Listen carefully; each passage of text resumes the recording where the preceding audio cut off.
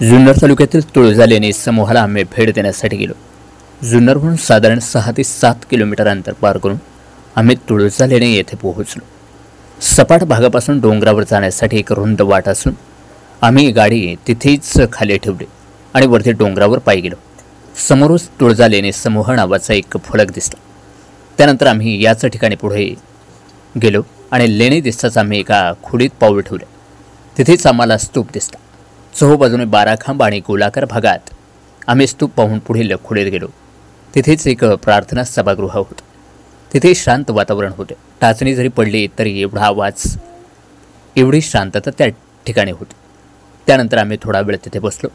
बाहेर पाण्याचे एक कुंड दिसलं। त्यात थंडगार असे पाणी आहे। अजूनही डोंगरातून पाणी तिथे वरतून पडतं आहे। समोरच्या भागाचे निरीक्षण करताना आमची नजर समोरच्या नक्षीकामाकडे गेली। इतकी सुंदर प्रकारची कमान आणि त्याच कमानीवर 2 ठिकाणी नक्षी आखीवर रेखीव दिसली। जुन्नर तालुक्यात मोठ्या संख्येने बौद्धकालीन लेण्या असून या पाहण्यासाठी विविध देशातील लोक येतात। जुन्नर तालुका हा या लेण्यांसाठी प्रसिद्ध आहे।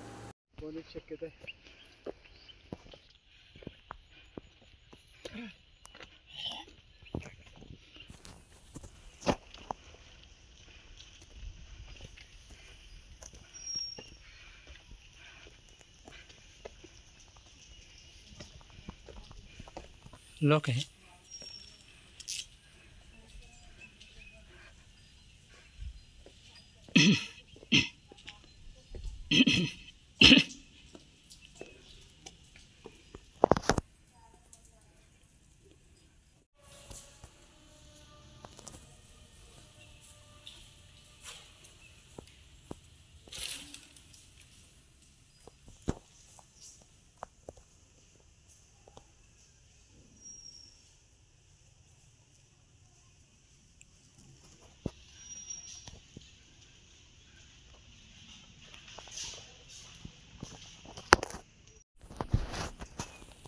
प्रेक्षकांनो नमस्कार।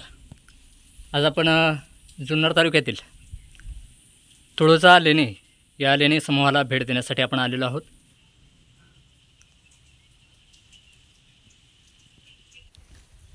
तुळजा लेणी